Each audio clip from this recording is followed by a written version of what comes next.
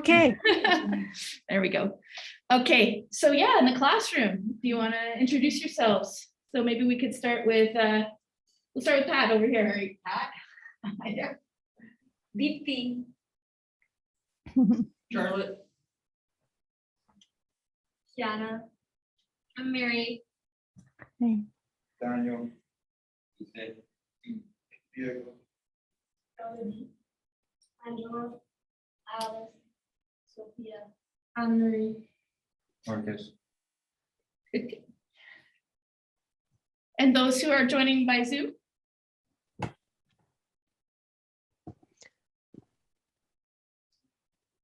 Oh, you have to unmute.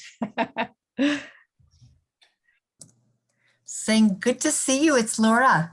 Hi, Laura. Hi. Hi, I'm Charlie. Nice to see you all. Hi, Charlie. Julia. Hi. Hi, Julia. Welcome. Hi, my name is Vicky. I'm one of the librarians at Dawson. Hi, Vicky. Hi, my Hi, my name is Tim. I'm also, oops, sorry. Okay, sorry, Tim. I'm Marianne, English department. Welcome. Sorry about that. My name is Tim, and I'm also a librarian with Vicky in the library. It's great to be here, and thanks for doing this. Yeah, you're welcome.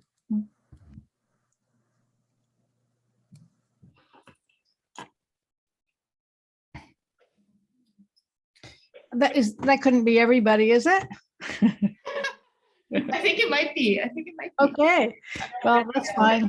We'll let the shy Hard to people talk. Okay. Yeah, so just a quick recap on who I am. I'm Métis. I was born on Coast Salish territory on Vancouver Island, and I moved to Montreal in 2014 to take a job at the University of Montreal in the School of Social Work. So I'm a counselor, an educator, and the director of First People Studies right now. And just to give you a bit of background, I ran for the Green Party in the Quebec election in 2018. And that was after recovering from my second bout of cancer and promising myself, like, when I get through this, I'm going to try to do something, to make, to bring more integrity to our interactions with the environment. And so I had that experience. And one of the things, because I'm a mom, I don't have any grandkids yet, but one of the things that I think about in a kind of Indigenous way is that every decision that we make, we're meant to think 7 generations ahead. So how will this be for our great grandchildren if we do this thing today? And so we could also look at the world and say that, people 7 generations back, like maybe they didn't really think of us, maybe they didn't really think ahead and wonder, or maybe it didn't go back that far. Maybe it's just like the last 3 or 4 generations, like I'm going to talk about modernism today, right? So we had a post-war period, and then we had the 60s and the 70s. And so maybe it's just those few generations of intense capitalism and drawing from Mother Earth for the creation of products that has really led us who we are. But that's one of the things I try to live by is, whatever we do now, what's it going to mean for these future ancestors? So I'm just going to share my screen here. And so I put together a PowerPoint today, and I'll try to have some interactive activities. And I guess one of the things I just want to tell you about it is that it's a bit provocative. Why be dull? Why be conservative? So we find ourselves in a certain place in time in this world right now, and some would say it was a time of crisis, and some might say it's a time of opportunity, but certainly it's a time when we're alive and on fire. So thank you for the land acknowledgement, Kim. And I just wanted to say that right now I'm on the traditional unceded territory of the Abenaki here in the south of the province today that we call Quebec. And really grateful to be here and living here. I try to be in, right relationship with the world around me and, the natural world. And I try to be a good guest. And one of the things I think about is, like so many people on this planet, I could be asked to leave at any point in time. This isn't my land, and I am a visitor here or a guest, but I never really asked permission, and things change. And so when I think like that, I think of all the people in the world who have been displaced or, kicked off their land here and in other places. So holding that awareness is important to me as we, look to the future and try to think about how we're going to get through these difficult times, right? So these are some, or all of, I guess, the Indigenous nations of this place that we call Quebec. And I always add in the Métis. Certainly lots of Métis people have come to live here from other places. And I know I've got Charlie in the room, and I know Billy Joe, who works at Dawson, and we're all part of a little Métis community here in Jojage. So again, in relation to the land acknowledgement, it is good to educate ourselves about, the traditional peoples on these lands and practices and what was done, what kind of violence and displacement, what kind of acts were inflicted on the people that lived here traditionally. And here I am in North Hatley, and I look around and I always acknowledge the Abenaki territory, but I've never met a single Abenaki person in this little village. So I put together some key terms for this workshop. And again, I wanted to get us thinking about this moment on the planet and, what our task is together. So one term is post-carbon, and I think we're going to start hearing that term more and more, post-oil. And again, just thinking back to, Indigenous people got on for a long time here on what we call Turtle Island without using oil. And, we have to start reflecting on how we may be doing that again. How can we take up these practices? This term post-colonial, like what could that mean? Obviously, we're not there yet. But what would that look like? I talk about revolutionary love, and I'm going to explain that, as well as Indigenous Armageddon theory and terms like analysis, perspective. Well, I've got revolutionary love twice. Must be a good thing. Visioning the future and knowing that we are the ones. Like right now, we are together in this moment, in this circle around this fire that we can't see. And this is about our collective mind. What could we create together today in this workshop, or in terms of the seeds that are planted for thinking about afterwards when we part from each other, and look at what our task is. So one of the tasks, I think the major task on the planet right now, because of where we are, is learning to live without oil. And obviously it's like, it's like an addiction. You can't always just stop, cold turkey. It requires sometimes some planning and process and thinking about, well, what's the next step? How are we going to get around? How are we going to cook our food? How are we going to, do this or that? But we can't keep having wars just to get oil and extract resources from Mother Earth. And so I've been around the block a few times. I'm turning 60 this weekend.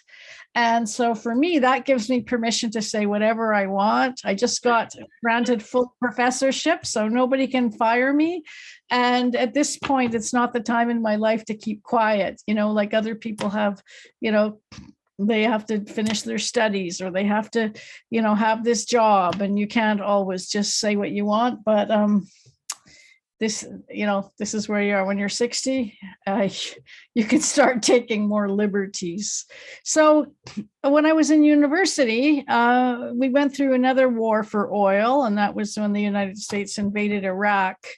And so I think of that time and thinking about the destruction that was happening on the planet to all living beings, not just to human beings. And this slogan that came up that says no blood for oil. And I guess not surprisingly, here we are again, and it's not a good place to be. So we don't need any more wars. And while we look at a war that just was ignited in Europe. It's not really a war, it's more of an invasion, but there are lots of other wars going on the planet right now. And actually, if I had the map in front of it, a lot of them are in what we could consider the Southern Hemisphere, some places in South America or in African countries, and many of them have to do with oil and fighting for resources. And I remember the words of, I think it was an American Congressman, George McGovern, and he said, "I'm fed up to the ears with old men dreaming up wars for young men to die in." And today, I guess in Canada and the United States, it would be young women too, and maybe young queer or two-spirit people. Like, I guess it's again that thing about thinking of the generations in the future. But this is something that we certainly don't need right now, and the planet certainly does not need this, as we need to lower our carbon emissions, right? So we don't need another revolution. Things are already falling apart. And so, I've got some pictures of things falling apart, including the fact that in Quebec, most people now don't even have a GP. They don't have a doctor. A lot of people don't have a dentist. Like, these things were not happening at the height of modernism in Canada, like the affluent years for some in the 1980s. These things that we're facing now were actually quite unthinkable for people here, especially people in the middle class, right? But there are a lot of things that systemically are falling apart and they're not working. And so I like to see which one of those things could be considered a opportunity, right? Not just a crisis. So I wanted to share a video that I'm going to refer to, and this is by. Oh, you can't see this, can you? Sorry. Not yet. Okay.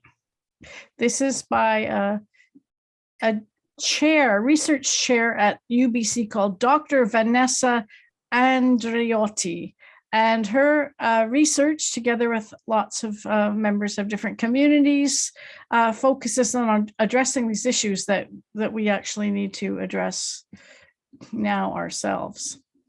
So here we go. You can see her. I found her to be quite inspirational.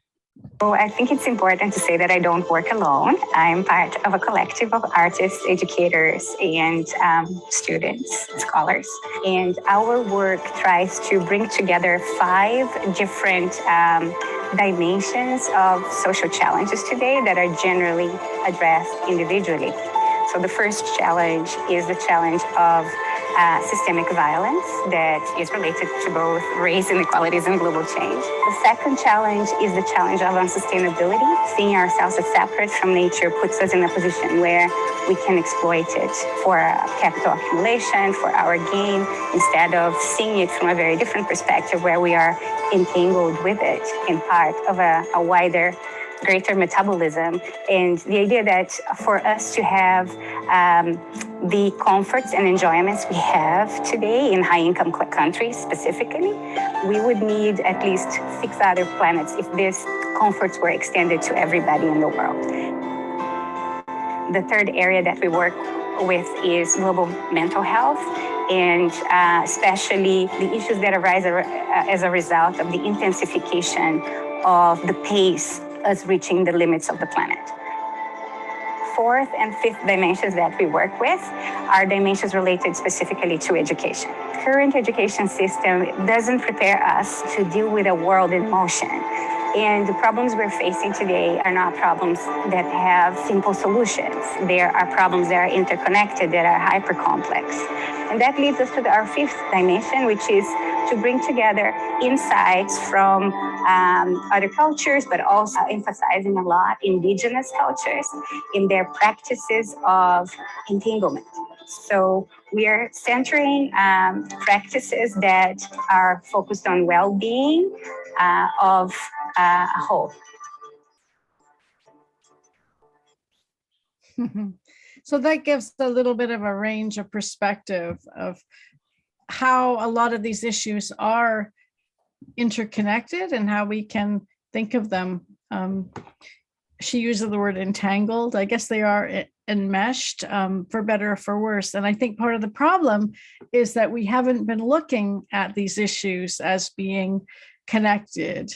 For example, living in a world where there's a lot of, say, systemic violence, as well as, pollution and things that don't feel very good for us, like being in a pandemic for a couple of years and not being able to see our friends, how that's connected with our mental health. And if we don't really feel good, then it's less likely that we're going to contact people and check on them, or, go outside and shovel snow or prepare for a spring garden. All these things are related to one another, right? So I just wanted to bring up the Eat, Pray, Love lady. And there's a quote from that movie, and Julia Roberts says, "Ruin is a gift." And so in this cycle of what I call modernity or modernism, it's, it's at the end, we're getting near the point of collapse and recycle.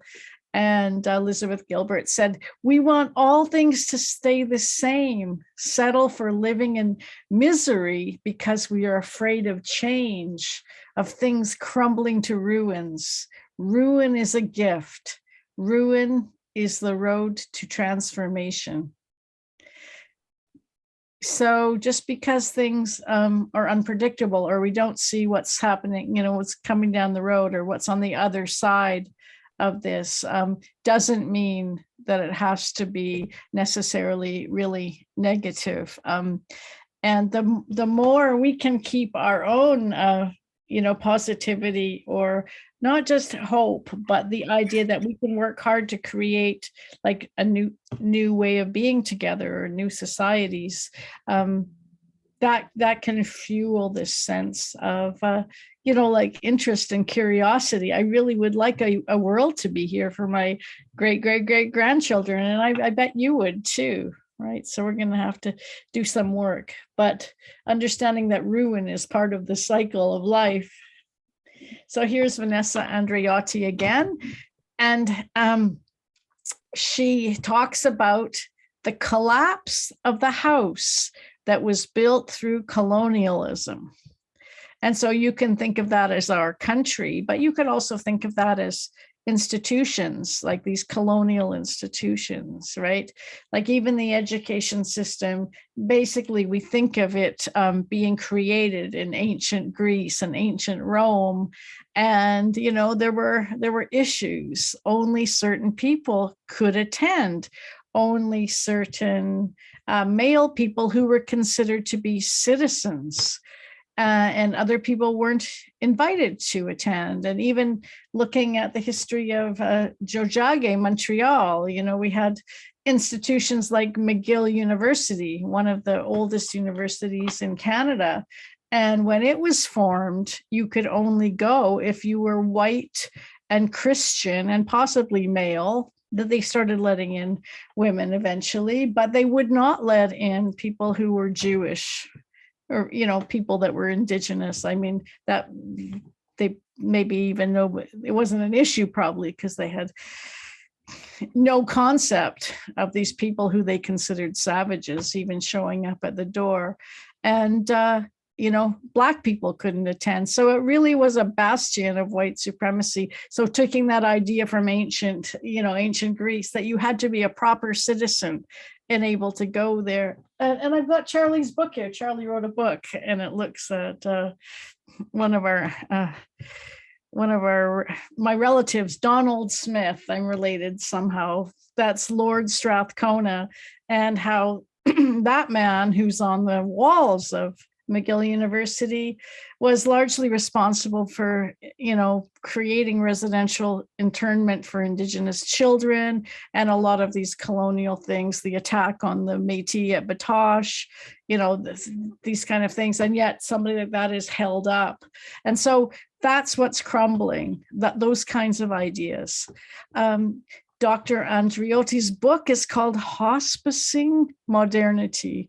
And so the idea of midwifery, that's when you bring new life into the world. And hospicing is accompanying life on the end of its journey, when it's transforming back into the earth or into the spirit world, or whatever happens at the moment of ruin, right?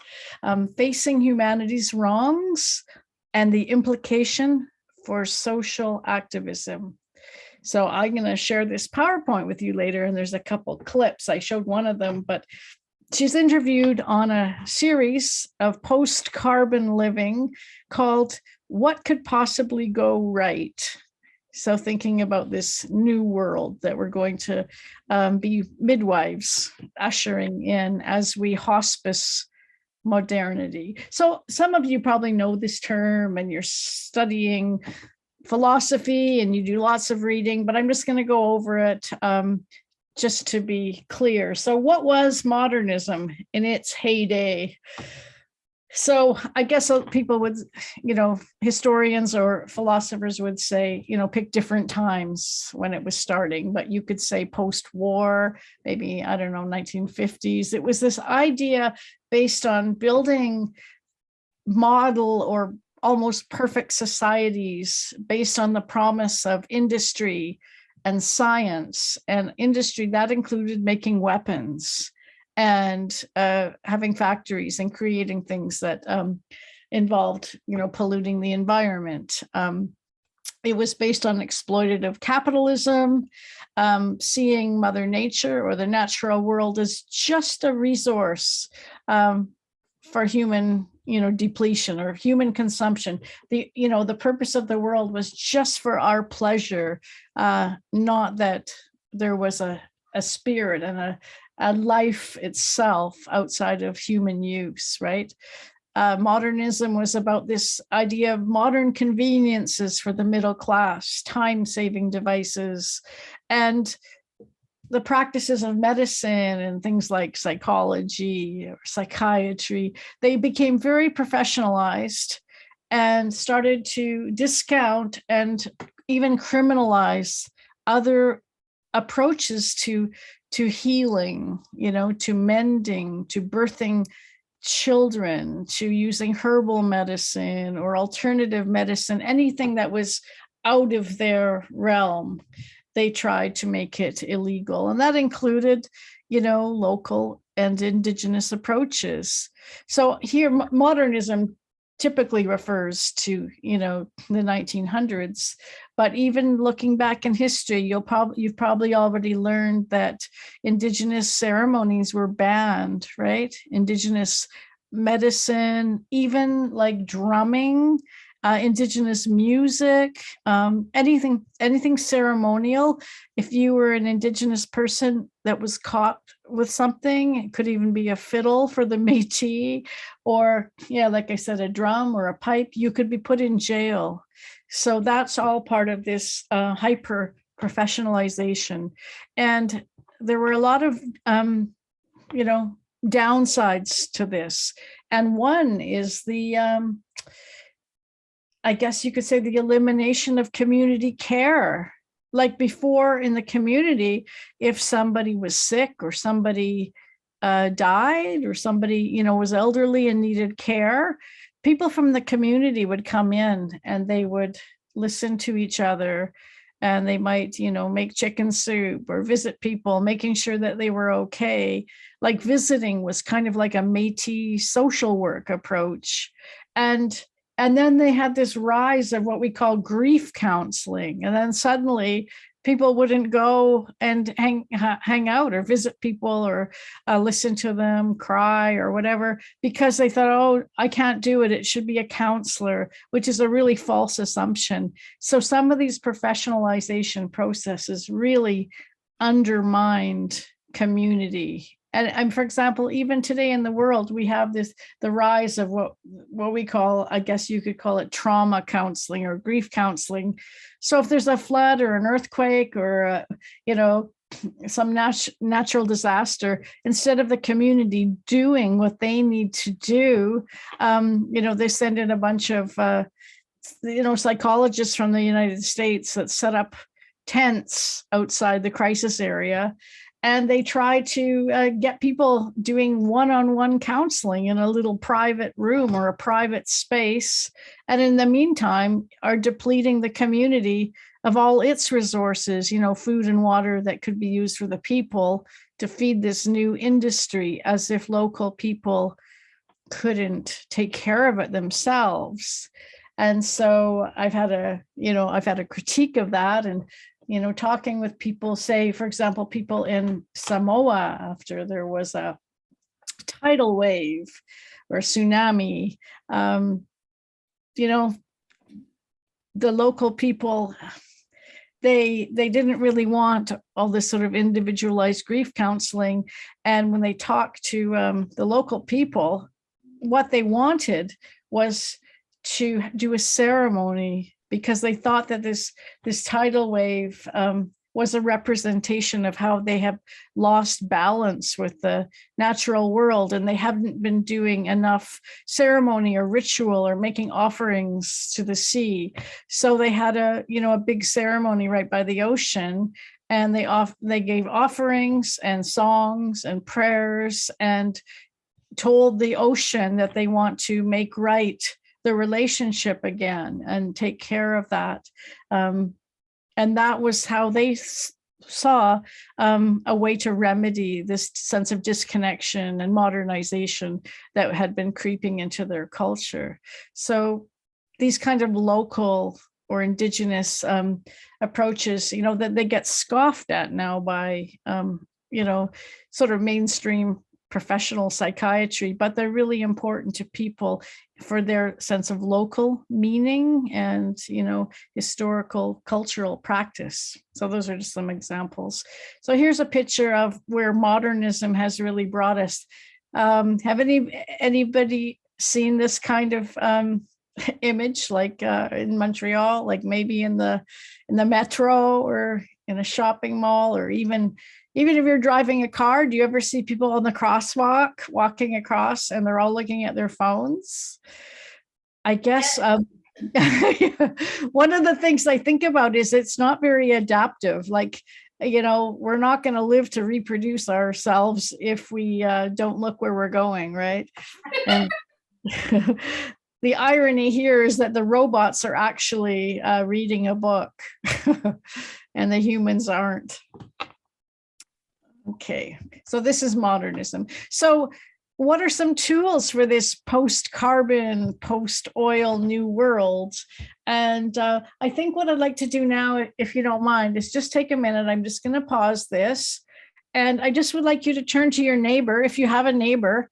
And if not, you can text somebody. But I want you to just to answer, like explore a question for 2 minutes. One is, what do you think people did before they had oil? Or another alternative question is, how could you live without oil? Like what's the first thing that you'd have to change in your life if you did not have oil to fuel your life? So please just take, like, say 2 minutes, talk to a neighbor or just form a little group. Or if you're by yourself, you can even just write a note. Like, what would be the first thing you would have to change if you had to live without oil? Go ahead.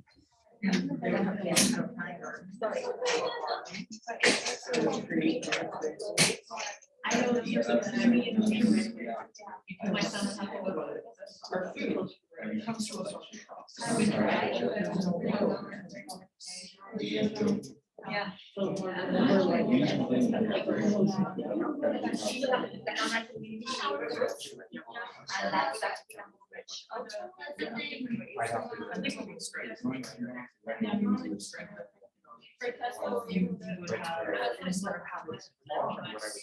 Or what would have changed?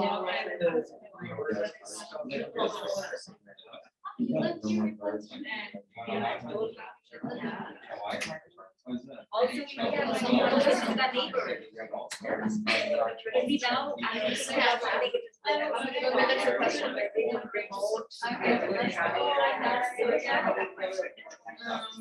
Well, we have what else? I love walking so much. I don't depend on that much. I do depend on the sources coming to me. So, so many questions. If we get rid of it. Yeah, I would think maybe that's.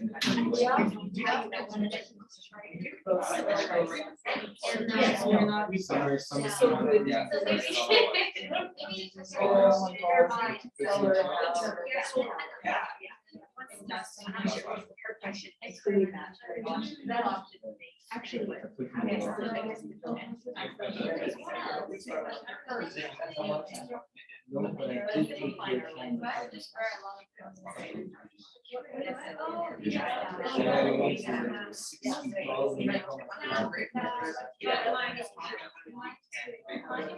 You know,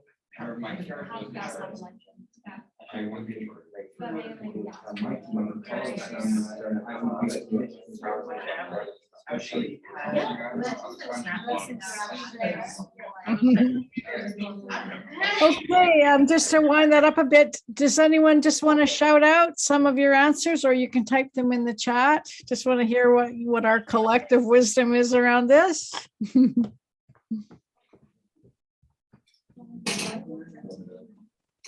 I think our conversation kind of revolved around like how we would survive without oil, and how that would require a lot of changes, like how we get our groceries. I think there were some suggestions of having a cow in the backyard, you know, that kind of stuff. Excellent. Yeah. I know that Charlie likes to skateboard, so I put skateboarding to work on there.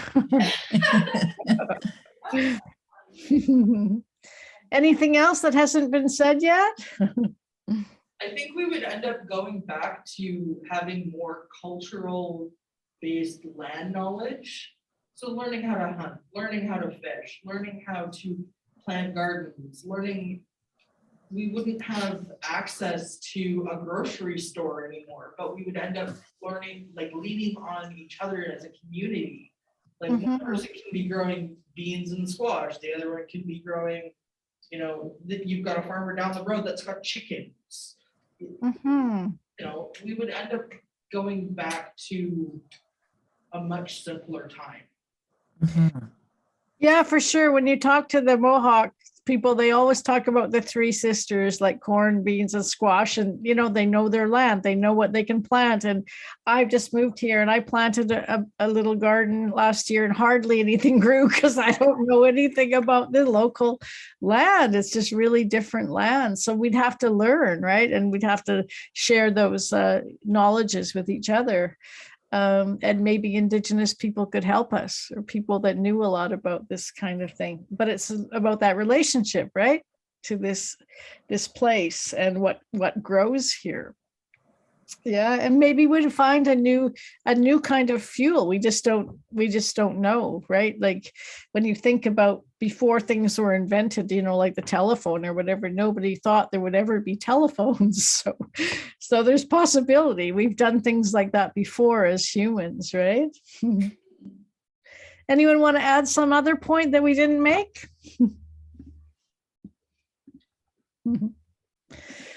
It would be healthier by doing more work. Yeah, and so many different ways to Yeah, we wouldn't even have to go to a gym because we would just move more in the day, right? Yeah. So these are 4 points I'm going to take up right now. Revolutionary love, the importance of analysis, like social or critical analysis, like what's going on around me? How do I stay safe, right? Perspective or perspective taking, and then resistance and, visioning or revisioning the future. So these jumped out at me as being important. So like I said, we don't need a revolution, but we can be revolutionaries, right? And so Che said, at the risk of seeming ridiculous, let me say that the true revolutionary is guided by a great feeling of love. It is impossible to think of a genuine revolutionary lacking this quality. And I think another way of saying this is to be oriented to the collective, not to the individual, like caring about other people, not just about yourself, right? So I put Greta Thunberg here just as an example of, it doesn't matter how old you are, revolutionaries come in all cultures and all ages, right? This is another poster from my era when I was younger. Analysis. One of the things you can do is find your people. And so this poster says, class consciousness is knowing which side of the fence you are on, and class analysis is knowing who is there with you. Like, who will have your back? Who can you trust? Who can you rely on? If somebody gets a moose or they bake some cakes or whatever, who's going to share that with you, and who would you share with? Like, who are your people? Yeah. And so this poster comes out of the era where the United States was infiltrating and invading and starting dirty wars in lots of countries in Central America. And so I spent some time in Nicaragua during an election period in a Sandinista household. And I was involved, like lots of other people were here in Canada, to support the Central Americans when the CIA was trying to infiltrate and kill them and overthrow their governments and put in an American puppet government. And they did that because they wanted control of that land and the industry there. And so, the people really tried to stop it. So what is perspective taking? I think for me, this is important because some things really matter, and some things really matter to the collective, like to our group well-being, not just for us as individuals. Some matters are life and death, like some practices perpetuate ongoing genocide for Indigenous people. I'm thinking a lot in terms of this pandemic. Some practices are ableist, meaning infirm, elderly, and people with pre-existing illnesses, they might die sooner rather than later if somebody like me just decides, oh, I don't want to wear a mask, right? It inconveniences me, right? Indigenous cultures are more collectivist oriented as opposed to individualist, but around the world, actually, most cultures do have a more collective orientation, like we rather than just me. So I think we have to think about that. This is an example of smallpox, right? It's a disease, it's a virus, and it came with the French settlers. And at least 70% of the Indigenous population was wiped out by this disease. And then, vaccinations were developed and people took them. And it was largely eradicated by 1979. But this was, many people think this was one aspect of genocide in the cases where it was deliberately spread, by settlers or people that came here from Europe and they wanted land. And so there are stories of them handing out blankets that had smallpox in order to contaminate people. the idea is that if you do things to make people die, then you can steal their stuff.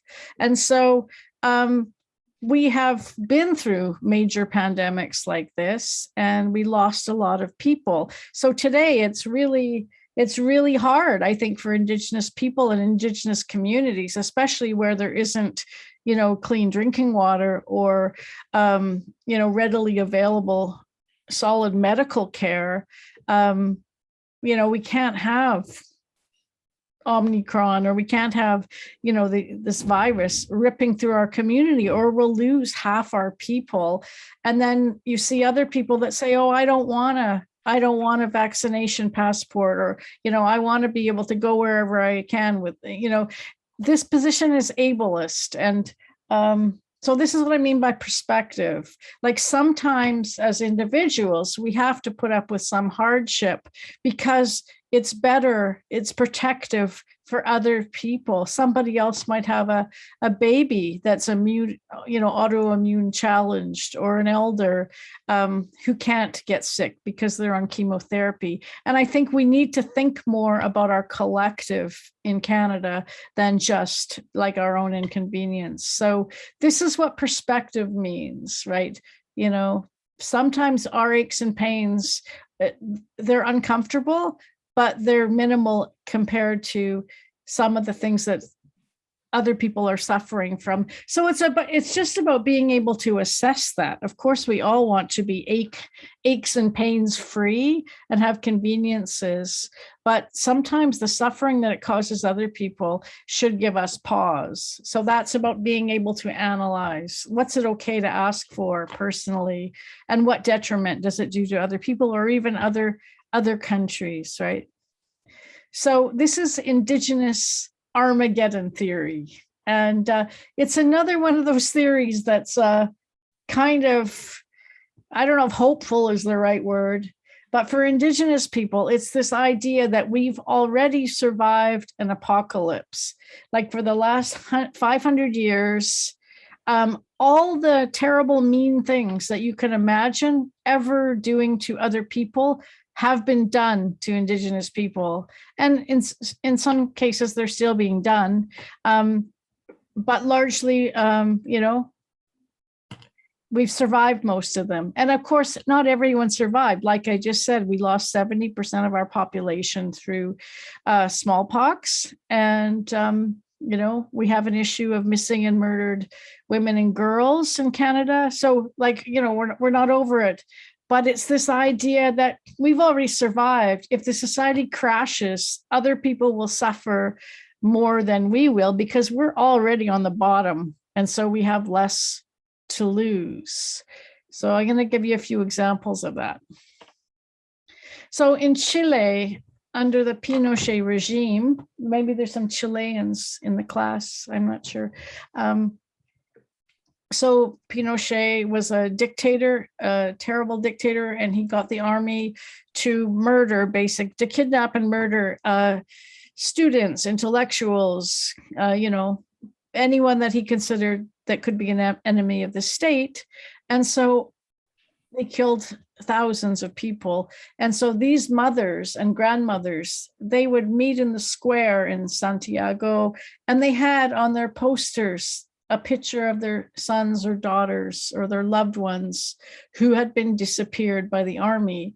And they showed up all the time, and the army would come and try to disperse them. And sometimes they would get hurt or killed. And so when you interview them, they said, we've already lost everything. There's nothing more you can take from us.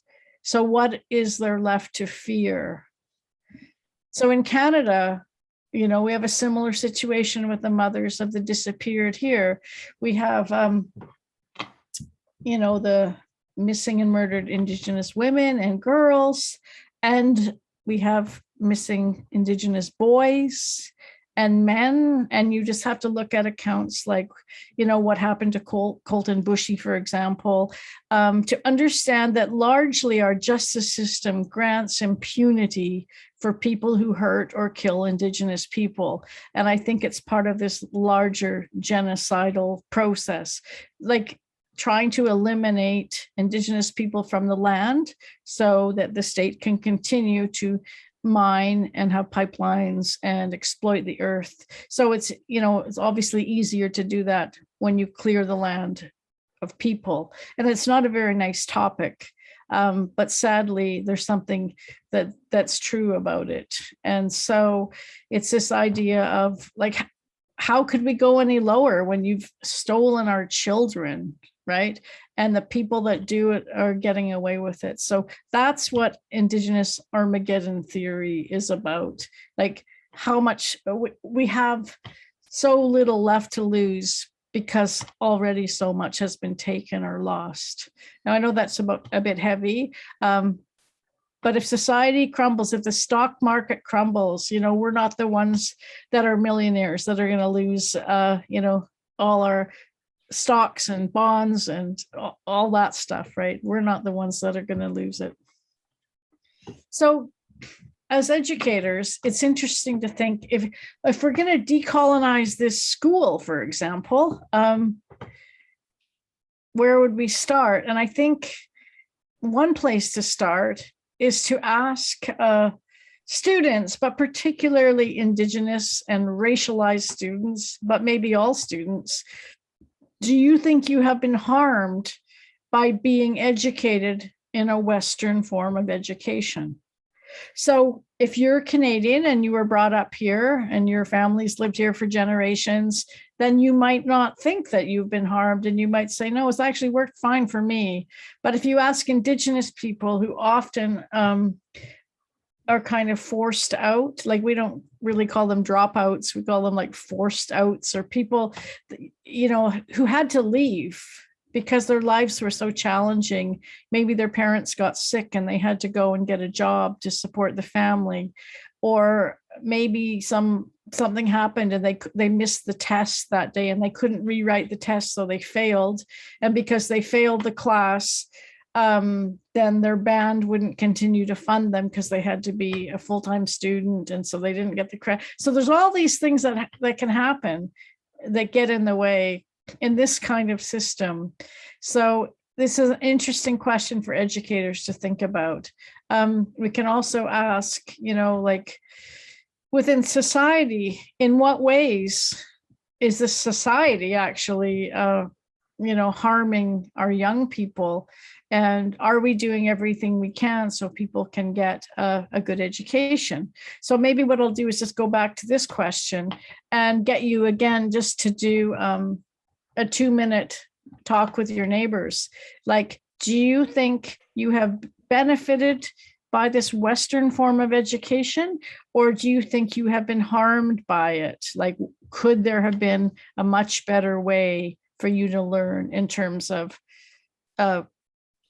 culture processes? I'll give you one example that's related to industrialization. So during the industrial age, factories were built all over, say, England, and people came from the country to get jobs. And so mostly adults or maybe teenagers would be getting jobs in these factories. So what happened to the kids and what happened to elderly people? So they started segregating people according to their ages. So little kids would go to a babysitter, or maybe they had some kind of creche or preschool, and they started putting elderly people in a home for elderly people. And the whole idea was to free up adults so they could go and work in this factory. And so since then, we've divided up our whole education system so that almost everyone in our class is the same age as us. So where did that idea come from? Like, is that a good idea or not? And in other kinds of education, maybe children go, like in a country school, farmhouse school, you'd have a classroom and there'd be kids of lots of different ages and they'd help each other. So there are lots of different models historically and around the world. This particular model, has it been helpful for you with all its, with the choices of content and curriculum?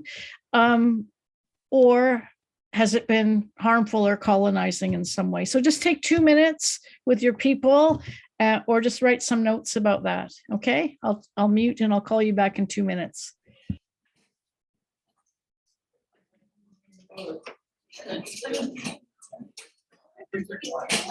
Great question. I graduated. I swear. Right away. My marks were. I didn't say what.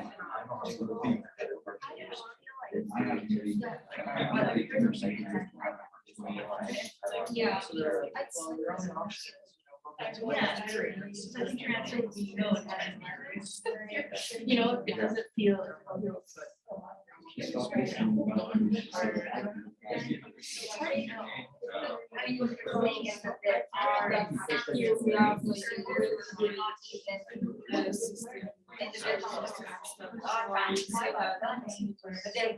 system of teaching segregating and things like we only go again like how I love the fact that.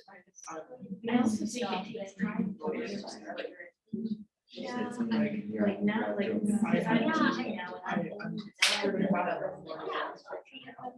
So it's the topic of when I was. Like,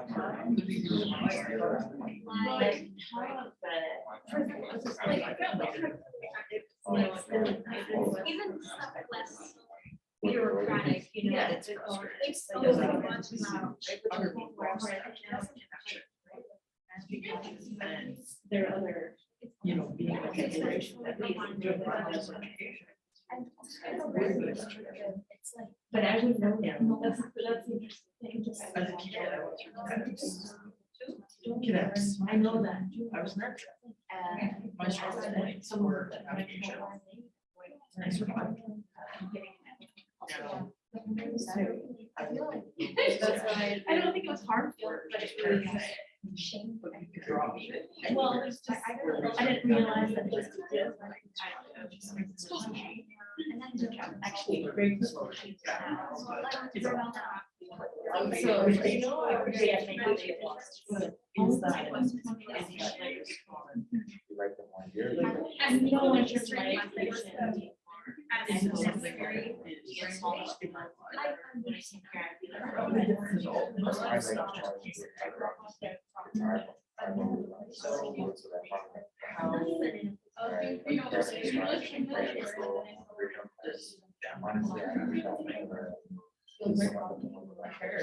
Oh,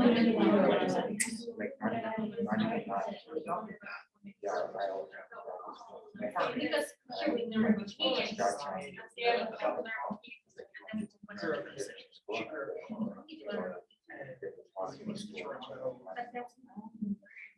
right, yeah, there weren't many opportunities. Different.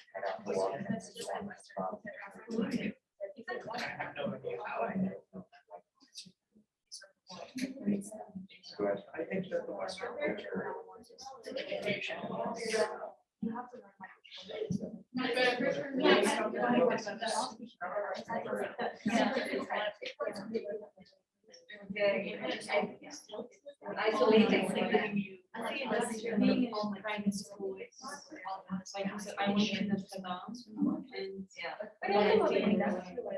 Okay, can I lasso you back? So I just put some questions in the chat just to think about, like, were all the people in the school books white/European? Did you see yourself reflected in the curriculum? Or, you know, was your education holistic, or did it mostly focus on memorizing things and your intellectual functioning? Or did it take care of some emotional development or psychological wellness, concern for the collective, all those kinds of things? And what happens if you break the rules? So those are questions I asked you to think about.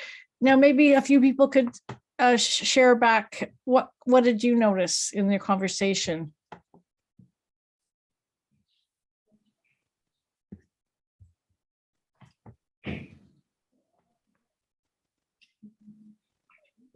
I mean, we were talking about it also, that how limiting it is.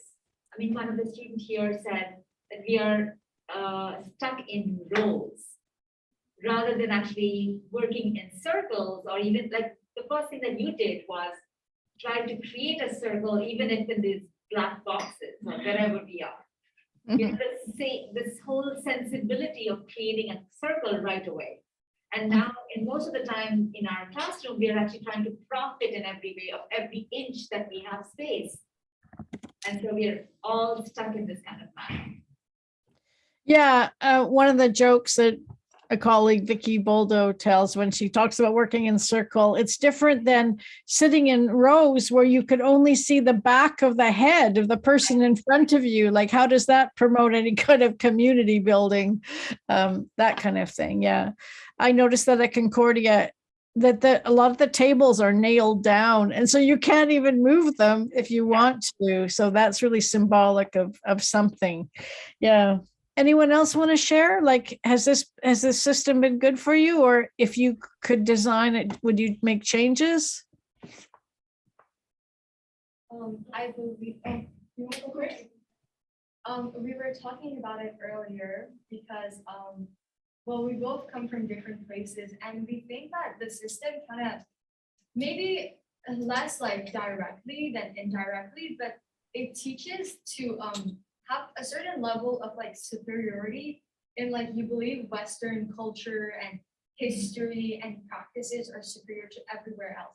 Indigenous cultures, as well as cultures from Latin America, from Africa, from the Middle East, from Asia, and they're like not even mentioned. And when they are, they're usually mentioned in a negative light.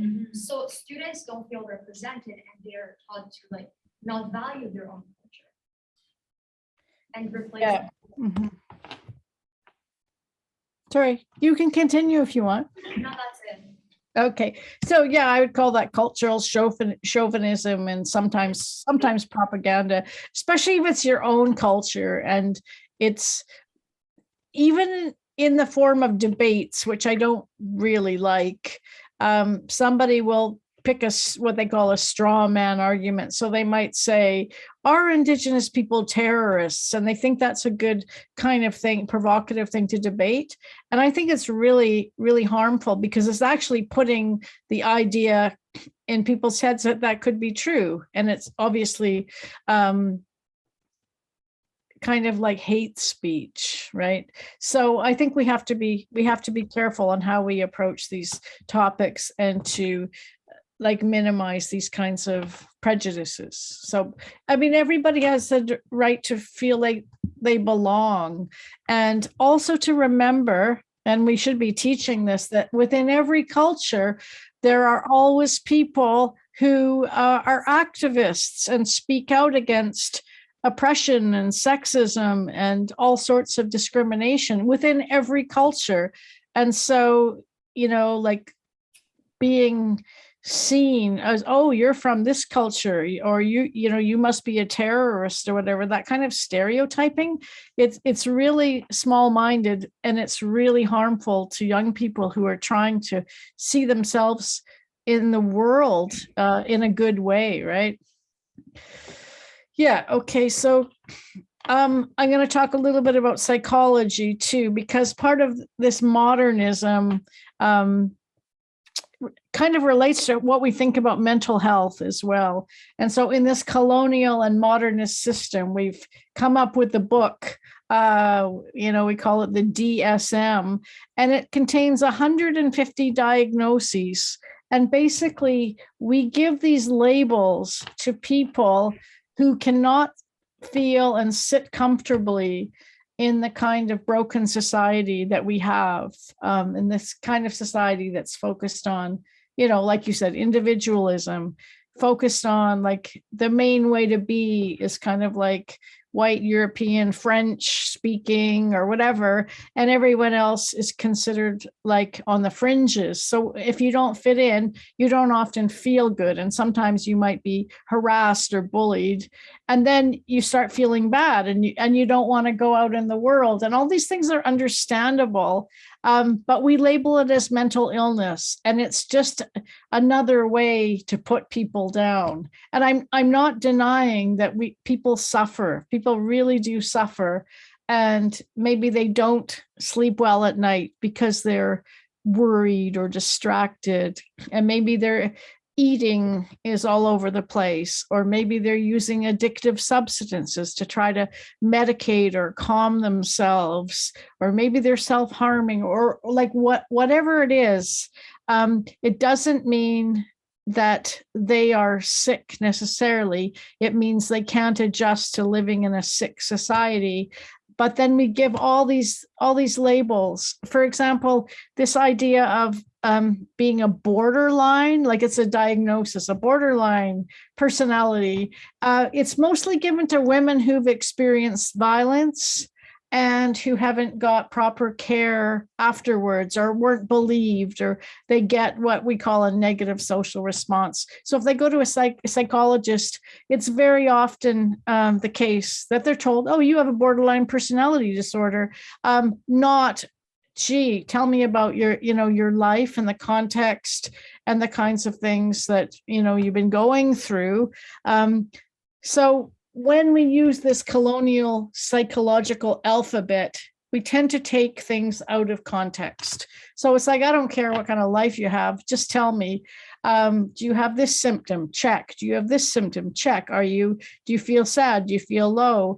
Do you feel nervous when you go into the store? Check. Okay, you've got this diagnosis, but it could be that every time you go into that store, somebody follows you around and accuses you of stealing. So how could you feel good about going into a store like that?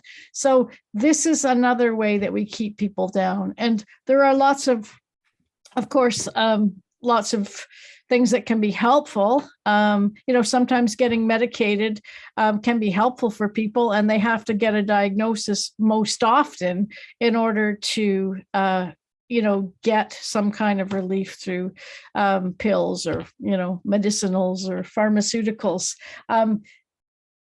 But we use it to totalize that person. So their whole identity becomes, oh, you're a person with a mental illness. So I guess one of the questions that I want to ask you now is, why do you think the majority of students in high school, in CEGEP, in university, actually are told they have a mental illness? Like, why do you think that is? And how does that relate to this institution that we're in? Any thoughts about that? Societal pressure. Massive societal pressure. So you have to perform, you have to get good grades, you have to know how to process material and get it all out on the test. And, you have to do all that kind of stuff. Is that what you mean by pressure? Yes. Yeah, Laura? Yeah, it makes me think of, I have a background in sociology, so I'm thinking about, how the people in the society, or the groups in the society, the institutions that are set structures that are very, very slow to change, like to kind of maintain the status quo. And I think of those people, I think I'm responding to your question about labeling with mental illness. They're the change makers. They're the ones who are saying, hey, the system isn't working for me. This classroom and your rules, they're not taking into account that I'm working part-time, maybe working full-time. I'm a mom, I'm a dad, I'm whatever it is, I'm having a hard time. I have a life, as that requires lots of me. And then the institution will say, well, I can only accommodate you if you show me a medical letter, or you can only have a half an hour extra on your exam if you have a diagnosis. And, for me, it's like, it's trying to control energy, creative energy, as well. Like, it's another way to think about it. Yeah, it becomes a currency, and you have to agree to dabble in it. Okay, I'll get this classroom aid or this extra time if I agree to let people say that I have this mental illness. So the question I would ask you all is, like, why do you think a little boy with who's been told they have ADD or ADHD, like attention deficit disorder, why might they be fine when they go home or when they're playing outside with their dog? but they have it when they're in institutions. So we have to look at like the environment and the context where people's symptoms actually worsen. And I can tell you, being at Concordia, even before the pandemic, there was over a year waiting list to get to see like a university counselor. And so many people are said to have anxiety disorders. And so you just have to ask, like, what is it about this institution that is making people feel so uncomfortable that it's actually really hard to come to class, right? So it's just a question to put out there. I'm going to give you an example of the time of slavery in one of the early DSM, that means the Diagnostic and Statistical Manual. They invented a illness, and they're always inventing illnesses so that they can attach them to drugs. They want to sell new drugs, so they invent an illness to go with it. So they said that there was this illness called drapetomania, and that meant that Black slaves who had this illness were trying to run away from the slave plantation, right? And the reason that they were trying to run away from the slave plantation was because they had this mental illness, not because they were being harmed and mistreated and, abused in a million ways. Oh, it was just because they had this illness. So it was a way to hide resistance. And so all of the people, like somebody mentioned obedience in the chat, we try to, whenever we're mistreated in some way, we are going to resist in some way to like reassert our dignity. And if that means like protesting with our feet, we might try to run away or walk away or escape or leave the room or whatever.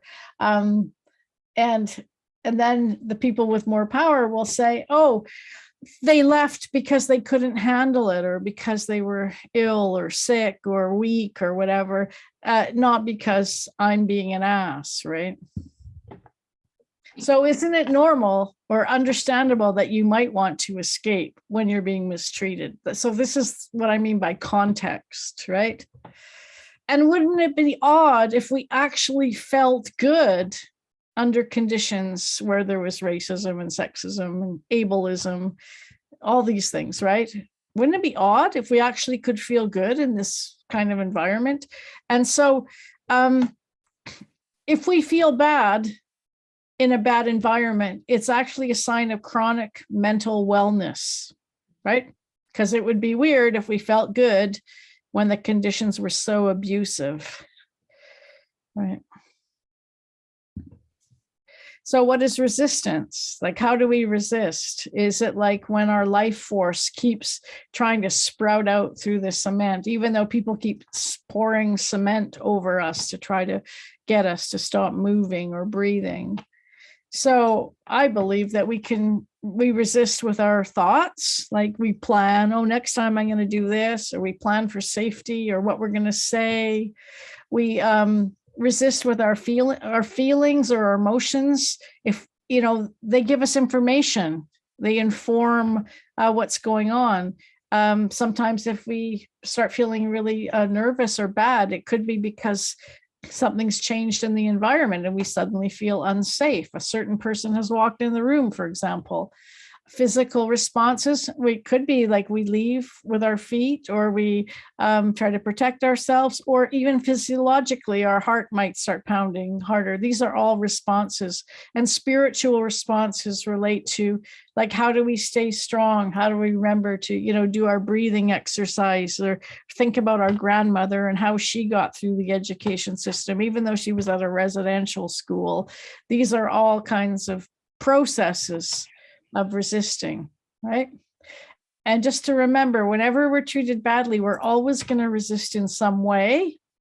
But the act of resistance doesn't stop the violence typically because of the power differential, but it can help to reassert our dignity. And even if somebody says something that's odd or insulting, even just like raising one eyebrow, like, what? That's kind of an act of resistance. Or just like refusing to answer a question. All these things, we always are analyzing. If I do this thing, how unsafe will they make me? You know, if I walk out of this class, does that mean I lose the right to ever come back? Will I get kicked out? So, you know, people always make these decisions, but sometimes dignity is even more important than safety. And, you know, it's just part of our humanness.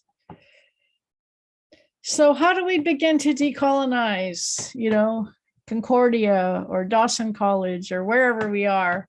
So first of all, we can identify examples of colonial practices that need to be dismantled.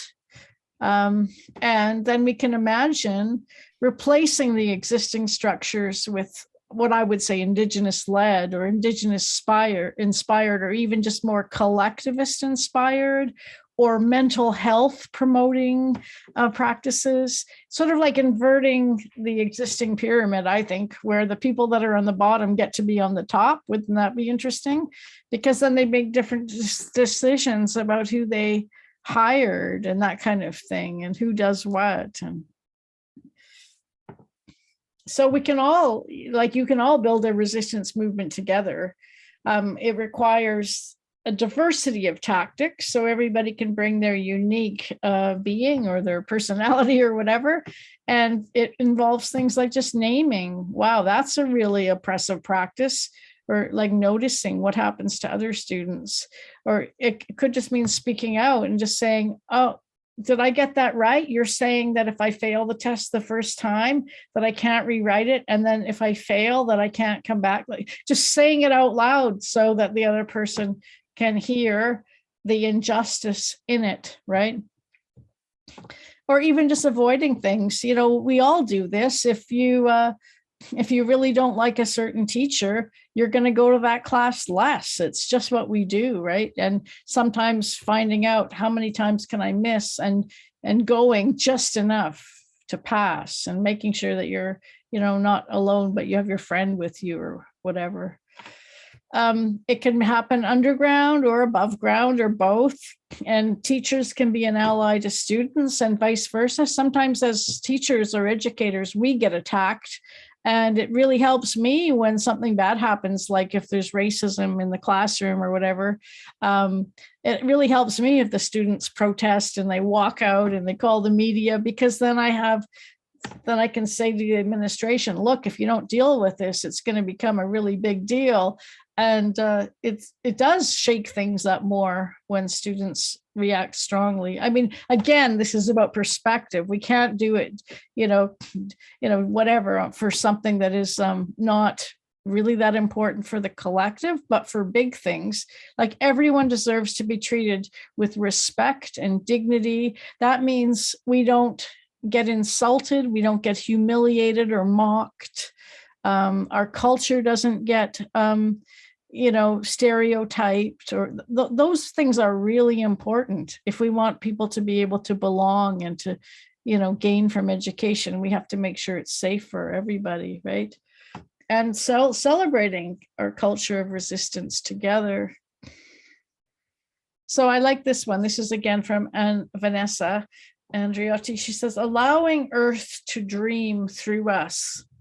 And there was an Indigenous teaching that I heard, and it was sort of like, nothing is ever lost because it can be dreamed again, even a language or even a teaching. So I know, like, that's a long process. What if a little kid has a vision that they're going to, whatever it is, they're going to build a safe village for women and children, but they're only 4. They have to wait a long time before they can actualize their vision, right? But there is a process, especially when you are paying attention to your dreams and signs and impulses, or you go speak with wise people or listen to elders or whatever. Like, we do get inspiration, and that's what creativity is about. So this is why it's so important to put all those cell phones down, because when we can create a calm space for ourselves, that's when we're going to get ideas. And sometimes ideas come when you're just washing the dishes, or you're just out for a walk. Like, you try to empty your mind and see what will come in. But when we're so cluttered up, in the mind all the time, it's hard for these ideas to come through. So colonial and decolonial strategies. One thing we can do is just look at the things that the colonizers did.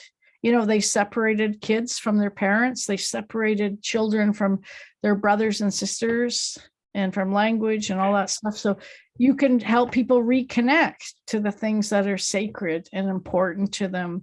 Instead of isolation or being by themselves, you help people find or create a community, a group of friends, make clubs, whatever it is. Instead of degrading people, you model like uplifting and, you know, noticing when people do, you know, beautiful or clever things. And you just say that out loud and practice uplifting one another, honoring different spiritualities, offering choices, dignifying instead of humiliating. Instead of like, let's avoid labels and just let people be whole people, let them decide their own identity, not just get talked as if they are their mental illness label, right? And listening to people and let them create meaning and believe them when they tell you things. So like more practically, I think rather than worrying about the big picture, like what are we going to do when there's no more oil? You know, how can we stop, you know, this tension between NATO and Russia and wars and all that? Just like get up in the morning and brush your teeth and put one foot in front of the other, get dressed, have breakfast, go out into the world and just keep living and thinking and talking with people, remain present. You know, like if something scary is happening and you just say, okay, I can't deal with those big things, but I'm just right here in the moment in this room. And beside me is, you know, a glass of water. And I've got, you know, things that I need here. And I'm okay. Like right now, in this moment, I'm fine. And if you really want to feel that, you can just like rub your legs or wiggle your toes in your shoes. Other people don't have to see, or just like work with your breath. Take those breaths and hold it in. Like there's lots of breathing exercises, but these are the things that help you just to remember, I'm right here in this room. And in this moment, I am fine. I can't worry about what's going to happen tomorrow. I can put aside what happened yesterday, but right now in this moment, I'm okay. Check in with nature, like get to know your yard and just go check on the things that are going on out there, like the buds, or is the snow gone? Or, you know, where do I want to plant a flower, that kind of thing, and keep your creativity going. And remember to love yourself. Like just, I know that sounds abstract, but do loving things for yourself. You know, if you had a nice boyfriend or girlfriend or pet, you would do things to show love to that other being, and just practice doing that with yourself too, right? Don't forget to make that nice cup of tea, or whatever you need, just to remember, like I'm a living being here. I'm an organic body, and I also need things. So get up and move around, all that stuff, right? Find ways to show yourself that care and fight for clean food and clean water wherever you are. You know, you don't need junk machines in schools where you can buy, you know, chips and stuff. It would be really nice to find ways where we had clean water vending and we brought our own water bottles. And I don't know what it is that you want exactly, but we could have like real food. We don't have to have things all wrapped in plastic. I think those things, if you could just fight for that for everyone on the planet, clean food and clean water, we would be in such a different place right now. And the mining companies would have to shut down because they pollute the water all around them all the time, right? So stay connected to others and to community. And it's great to spend time alone and just to clear your mind and let things come in. That's different than being lonely. But if you actually feel lonely and isolated, it's good to try to find someone else who feels the same and go for coffee and see what happens, something like that. As a counselor, I often talk to people like one-on-one, and I see all these really nice people and I think, oh, I wish I could get these two together. They have so much in common, but there's this thing called confidentiality and you're not allowed to do that. So So I can't be a dating system. But Nelson Mandela said, I am fundamentally an optimist. Whether that comes from nature or nurture, I cannot say. Part of being optimistic is keeping one's head pointed towards the sun, one's feet moving forward. There were many dark moments when my faith in humanity was sorely tested, but I would not and could not give myself up to despair. So that's quite inspirational, I think. And Alice Walker says, hard times require furious dancing. Isn't that great? So just get up and turn on your favorite music and start moving around, when things start feeling tough. Have you ever been to a psychologist or psychiatrist that recommended dancing? I haven't. And just this idea, we are the ones we have been waiting for. How am I doing? Okay, this is the last bit here. So this is a poem, and it's said to have come from Hopi elders. Now, as an academic, I have to question that, like which Hopi elders and what gathering. But anyway, I'm going to read you this poem. You have been telling people that this is the 11th hour. Now you must go back and tell the people that this is the hour, and there are things to be considered. Where are you living? What are you doing? What are your relationships? Are you in right relation? Where is your water? Know your garden. It's time to speak your truth. Create your community. Be good to each other. And do not look outside yourself for a leader. This could be a good time. There's a river flowing now very fast. It is so great and swift that there will be those who will be afraid. They will try to hold on to the shore. They will feel they are being torn apart and will suffer greatly. Know the river has its destination. The elders say we must let go of the shore, push off into the middle of the river and keep our eyes open and our heads above the water. And I say, see who is in there with you and celebrate. At this time in history, we are to take nothing personally, least of all ourselves. For the moment that we do, our spiritual growth and journey come to a halt. The time of the lone wolf is over. Gather yourselves, banish the word struggle from your attitude and your vocabulary. All that we do now must be done in a sacred manner and in celebration. We are the ones we've been waiting for. There you go. Do you recognize that picture? I think that's from your campaign to expand Dawson College. There you go. Yeah, so that's my presentation, and thank you. Amazing. Yeah. So do you want me just to say thanks and goodbye, or is there time to get a bit of reflection, or what do you think? I mean, let's try to get a little bit of reflection. I think that's always a good practice. Are there people who want to, maybe on Zoom, or people in the class who would like to say a few words or have some thoughts or comments to share?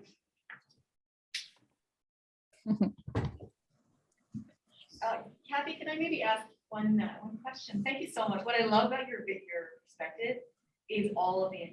I don't think she can hear you super well. Can you go closer? Can you hear me? Yeah, a little bit. Yeah. Okay, I'll get up. You said what you love about my presentation. I loved all the interconnections that you drew. It was so wonderful. So many entry points into this. I loved the comment about we don't need another revolution, but we need revolutionaries. And so when Kim and I started to hear about your work, and it led us into looking at response-based practice. Can you still hear me? The master never knows. And I saw a quote, I think it was from, is it Alan May? Who he said, the story of violence is the story of perpetrators, and the story of resistance is the story of victims. Right. And first of all, I found that totally revolutionary, but at the same time, of course, so So in a sense, simple and with wise. I just wondered if you could reflect a little bit on that perspective in the context of counseling and dealing with people with experienced violence. Yeah, I hear a lot about, oh, like that kind of trauma talk, and that certain people were really like victimized and harmed and stuff. And I just think you need to take that, what you're saying about that person, and draw it into interaction and say, well, who was the bloody perpetrator that did this? And let's bring that person into this conversation. Like, why do they get to, have impunity or be excused from this conversation? Like, they're the ones that should feel the shame because they hurt this person. And my mind always goes there. That's where the story of violence lies, in the things that person did, or the things that Canada did. The problem is not like, vulnerable people, or that Indigenous people are vulnerable. It's that they're targeted.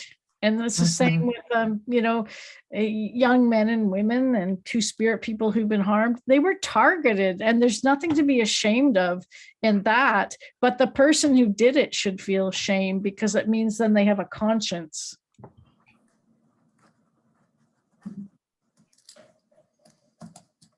Got to run, but I just wanted to say thank you for your talk, Kathy, and so nice to see you. And have a nice day, everybody. Okay, thanks, Shirley. Thanks for being here. Bye. And it's the story of resistance that is typically left out. Like, if you go to a psychologist or whatever, and they say, well, what happened? And you say, well, I was walking down the street and this person came and hit me with a stick. They'd say, oh no. And how has that affected you or impacted you? But they don't say okay, so when you saw this guy coming with a stick, or this person, or this elephant, or whatever, so what was the first thing you thought? And then analyzing your thoughts and how you were planning for safety. And I thought, oh my gosh, am I alone here? Is there anyone else who can see what's going on or who could help me? Okay, so I'm alone. So I'm going to make a different decision than if I was with a group of people, because there's no witnesses, right? So there's no point in screaming if there's nobody to hear you or help you. So you don't scream, you do something else. And so many people would have actually said, well, I just decided to go to not resist, or to go limp in my body, just to, get it over with, or I ran away. Okay, so what made you decide that you could run away? And you could say, well, I could tell that, I'm a really good runner because I go in sports meets, and I'm a jogger. I knew I could outrun that person, so I decided to run away. One woman said to me, she was telling me that this guy, probably her boyfriend, was strangling her and had her in a chokehold. And I said, well, what did you do? And she said, well, I just put my hand underneath like this, and I pushed his hands away, and I got free. And I said, okay, what hand did you use? Because we asked those kinds of detailed questions in response-based practice. She said, oh, I used my left hand. I said, oh yeah, why did you use your left hand? And she said, well, I broke my right hand playing baseball a couple of years ago, and so it's much weaker. So I just automatically used my stronger hand. And I said, okay, so if you had used your other hand, you might not have gotten away. And she said, exactly. So I don't know if she had time to think, oh, use your left hand, use your left hand. She just did it. And then we got to marvel about the wisdom of the body, and how these things about your body, and how they help inform your decisions. But when counselors or psychology people don't ask you to, how did you get out of that situation, and what did you do then, and what were you thinking, and how did you assess that? That you come away feeling like you're just acted upon, not like I'm a competent person. I made a whole bunch of decisions around my safety, and I could have been killed, but I got away. And now I just, cry now and then when I think about how scared I was. It's a really different kind of approach, right? But that's a story of resistance and response, how we responded.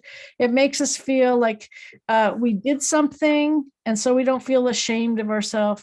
Because the one thing that victims of crime will tell you is, I felt so ashamed because I felt like I didn't do enough to stop it. And all they need is somebody to say, well, you couldn't have stopped it because he had a gun or because he was bigger. So so that was great what you did, because you got out alive. He didn't shoot you, or whatever's going on. It's about looking at capacity through what people actually do in the moment. Mhm. Thank you. Thank you so much. I guess we'll end it there. I did want to say that this talk was brought to us by the Certificate of Decolonization and Indigenization here at Dawson. Yay! Women's Gender. This is the Certificate of Women's Gender Studies. The initiative that Pat and I started, which is the Resist Violence Initiative, and the Creative Collective for Change. So we are so happy to have you here, Kathy, and I hope you'll come back another time and talk if you're willing. Maybe in person even, or we could go out to North Hatley. That's where I'm from. I'm from that area too, so I'd love to go out to the townships. But yeah, it's wonderful having you here. I really appreciate it, and I guess that's where we should leave it. Okay, thanks everybody. Have a good afternoon. Thank you. Bye. Happy birthday. Thank you. Happy birthday, yeah. I'm a little lady. Yeah. Bye. Bye.